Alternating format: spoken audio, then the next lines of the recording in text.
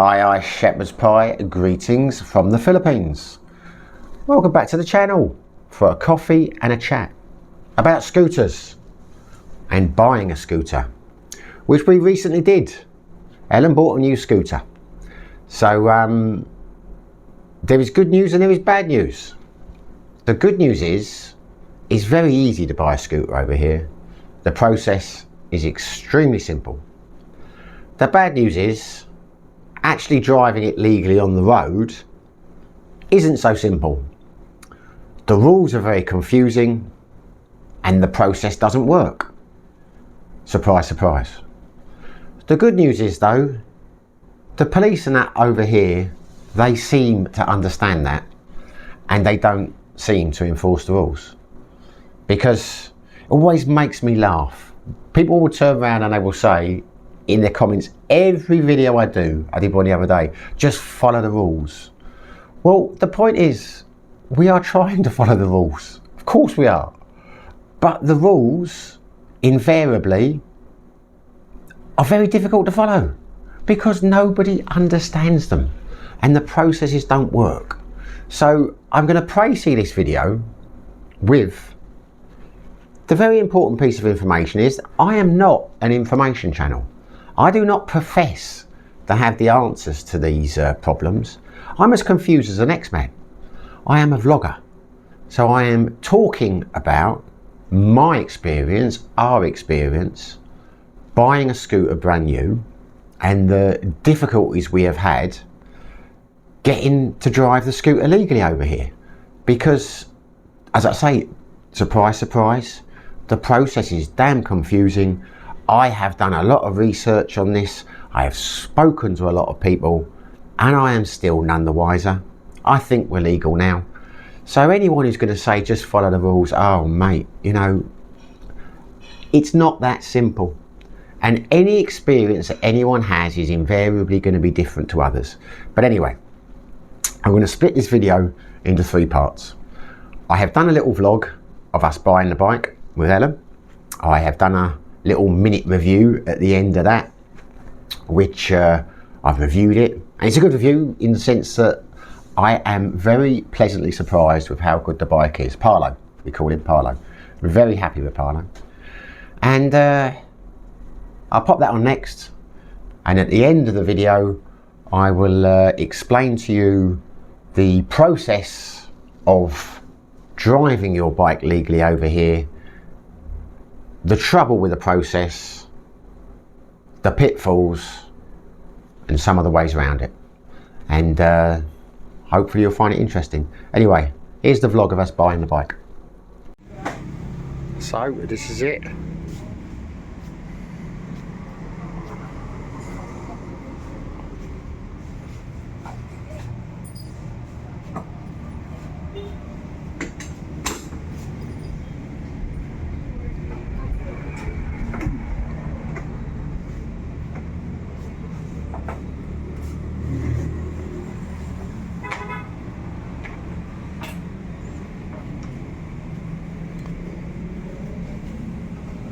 And there she is.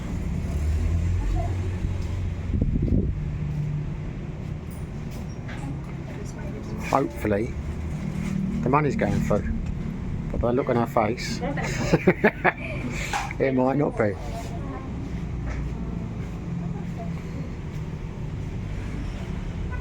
But this is the machine, Fazio 125, the colour she wants. Anyone who watches the channel will know it's not my favourite bike, but there we are.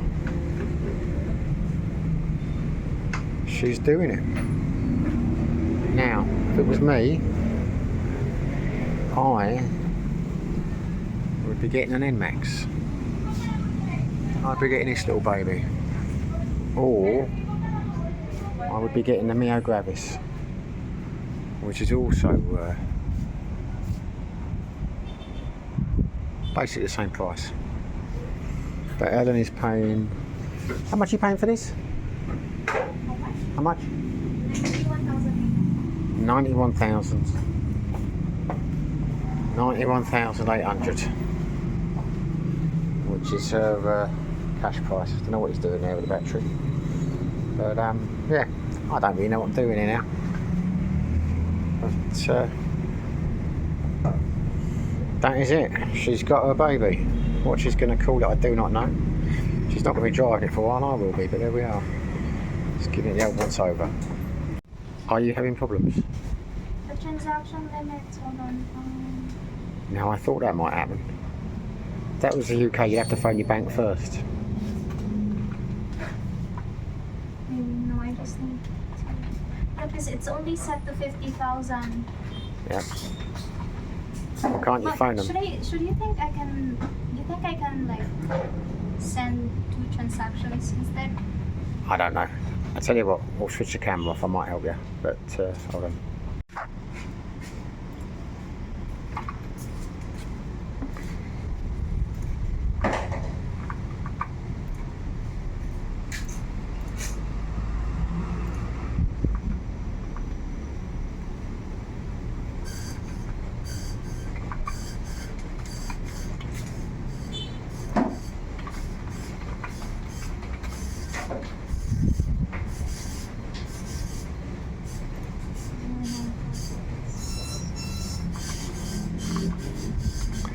The excitement, it's palpable.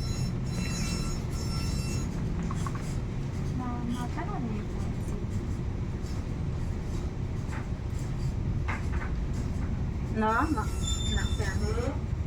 Ang 50 ra sa ako. makita ni mga 50 no? BPI? Can't you phone your bank from here? Where is it? I'm gonna make another transaction. 50. So 41,000. 41-ish.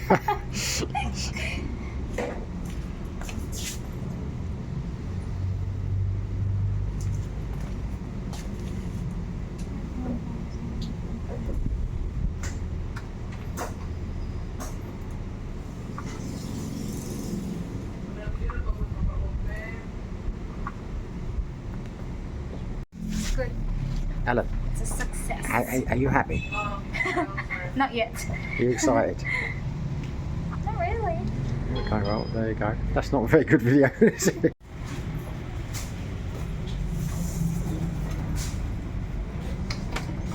So what's happening now? We're just gonna wait because they're gonna register the LTO registration for the motorbike. So they're going to register all that now? No, I'm not going to stop filming you. You're loving it. You love it. You love it. You can't stop smiling. So, has it all gone through They're though? gonna see my 2 plus com. Has it all gone through? Yep. Well, there you go.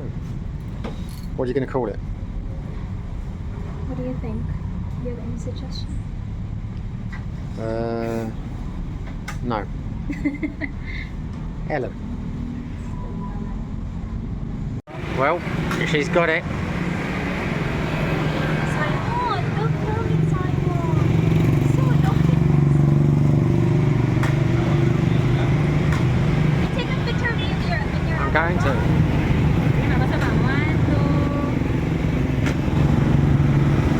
Well, there you go. Here he is in all his glory. We've had him just over 3 months now, and I've been very pleasantly surprised. I wasn't keen on getting a Fazio. My preference was a Mio Gravis or an M-Max, but Ellen wanted a Fazio, and it's her bike, so we got a Fazio. But it's a much better ride than I thought it would be. Around town it's fantastic. I strongly recommend one, I really would, which is me going full circle, you know. I was expecting buyer's remorse when we got it, but we didn't. I promised Ellen that even if I hated it, I wouldn't complain. And I don't hate it, I like it. Parlo has been very good to us. So it's only 3 months, but we've never had any issues. It's a straightforward bike, does what it says on the tin. You've got a nice, easy dash. There's nothing flash about it. You've got a charger in there, You know, if you want to charge things up a USB port, it's a nice little bike. It is a nice little bike.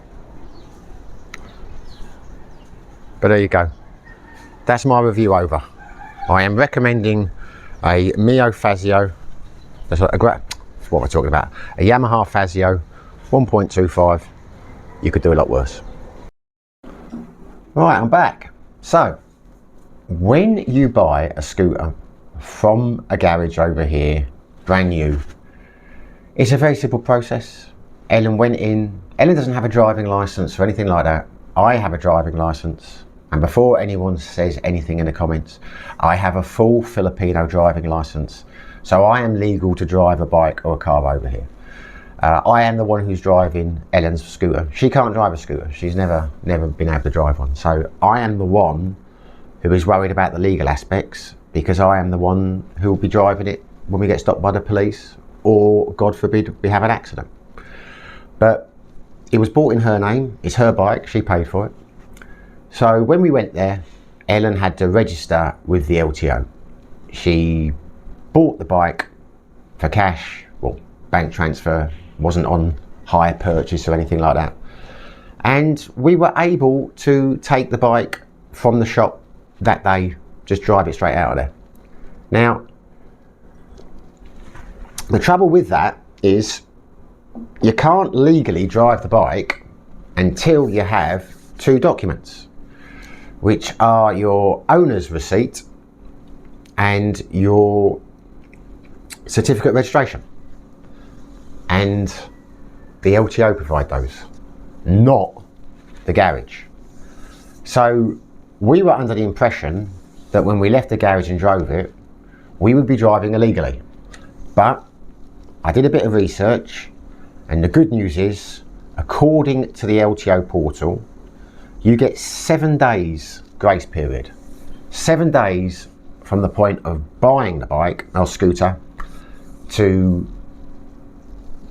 get it home and do the rest of it or whatever.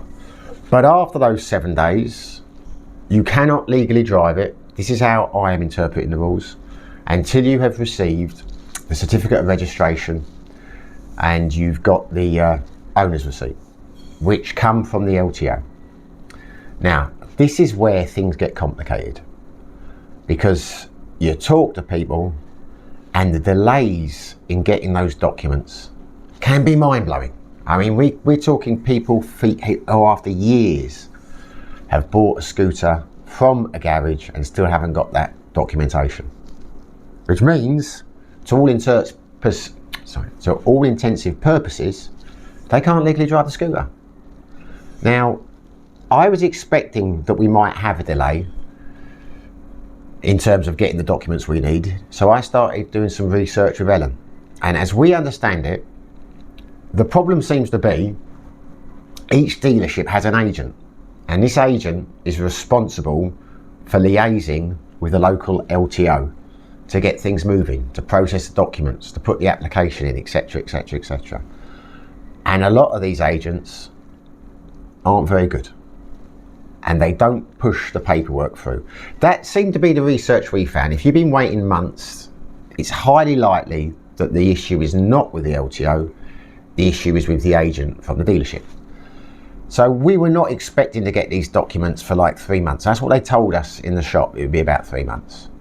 Would you think that's great, that is then? So basically, we either don't use a scooter or we drive it around and we're not legal, which is what the vast majority of people do.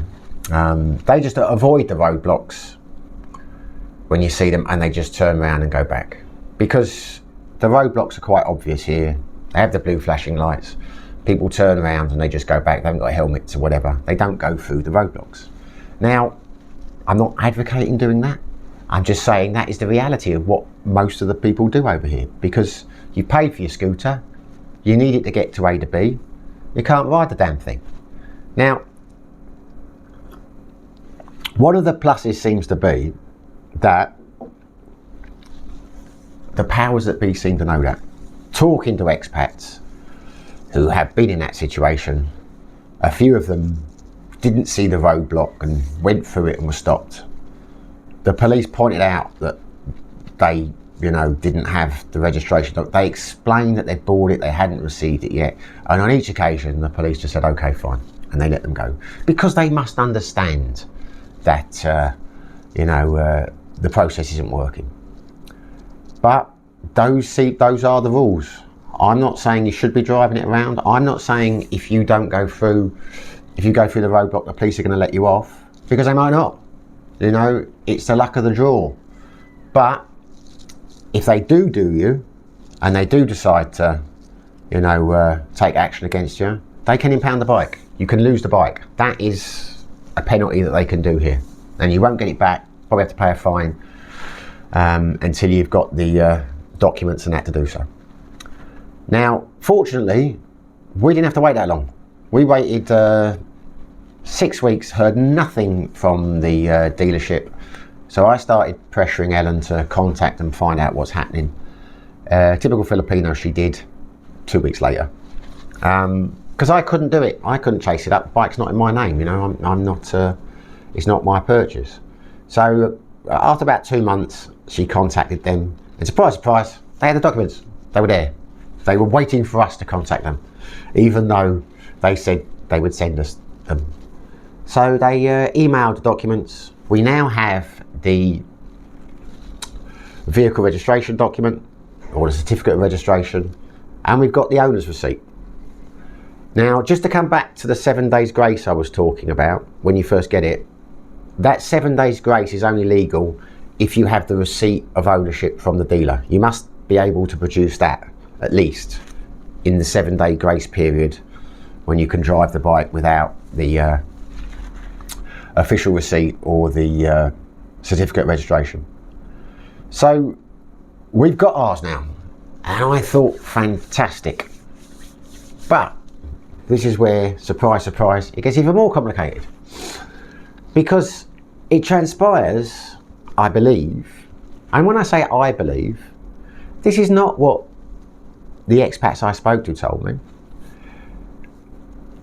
It is the responsibility of the LTO in the area you are in to send you the official license plates. They make the license plates and they issue them. Now, until you get those, you don't actually have legal license plates. But in the meantime, there are two options.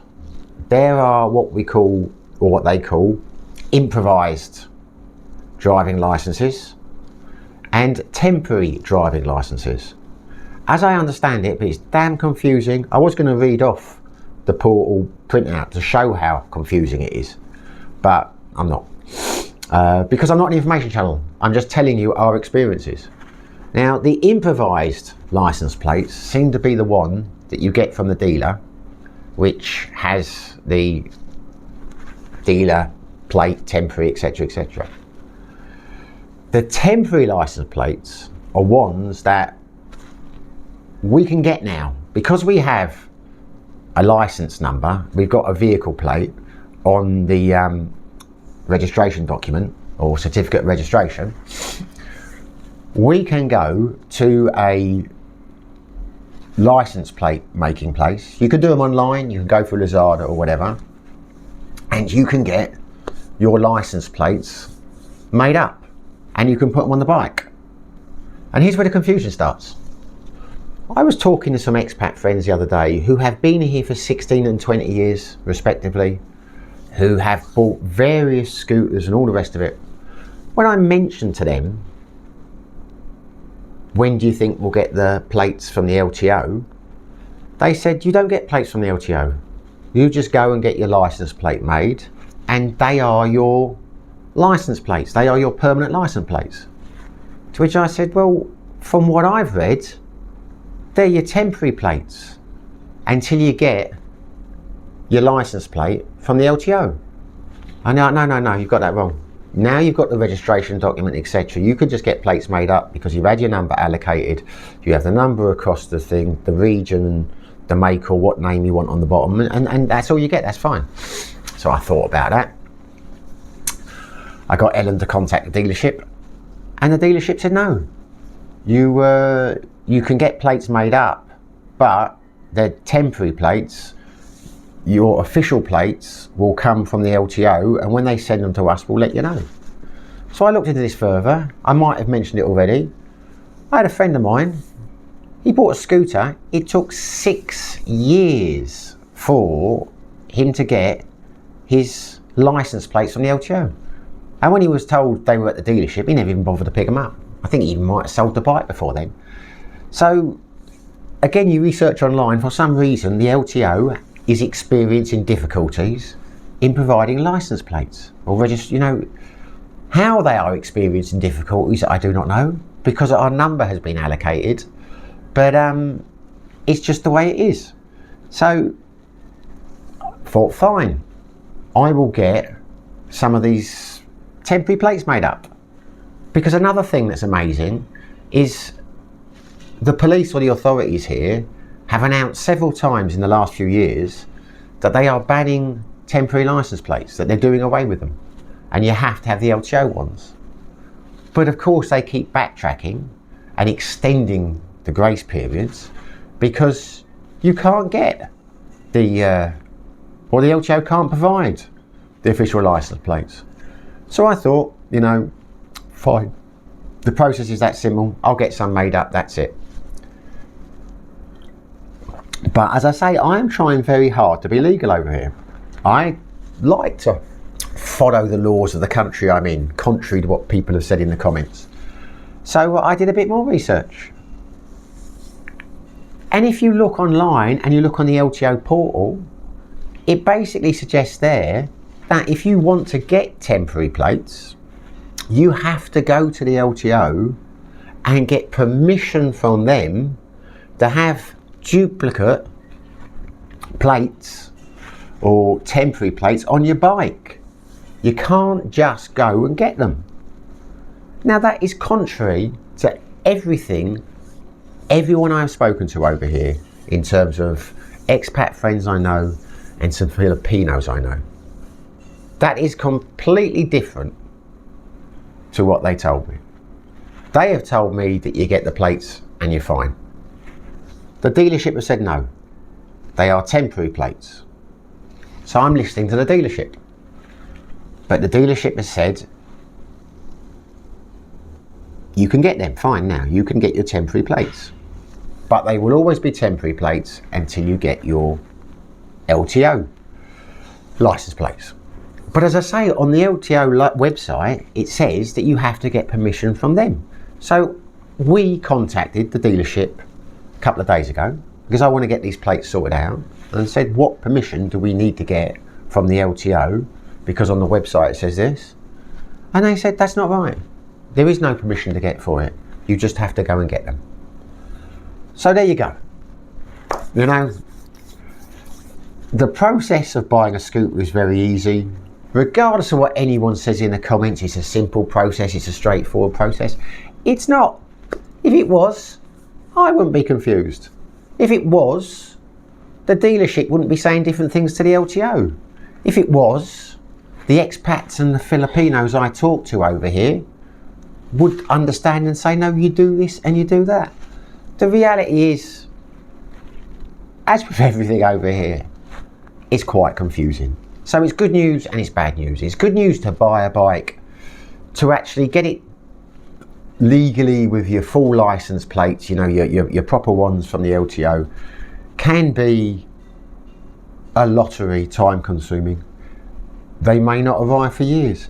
It really depends on the LTO, I suppose. They'll have different waiting lists. As I say, it actually says officially that the LTO on their site is experiencing difficulties or delays in issuing these plates.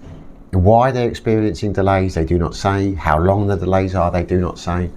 But not really bothered, to be honest. I'm pretty sure, having read between the lines, having spoken to the dealership, the fact that I've got a full driving licence now, the fact that we have the registration document, the fact that we've got the OCR, if I get these plates made up, I think we're fine. I think we're fine. You know, because there's nothing else you can do. You can't do anything different. Unless you go and get this form or permission, which the dealership says is not a thing, doesn't exist.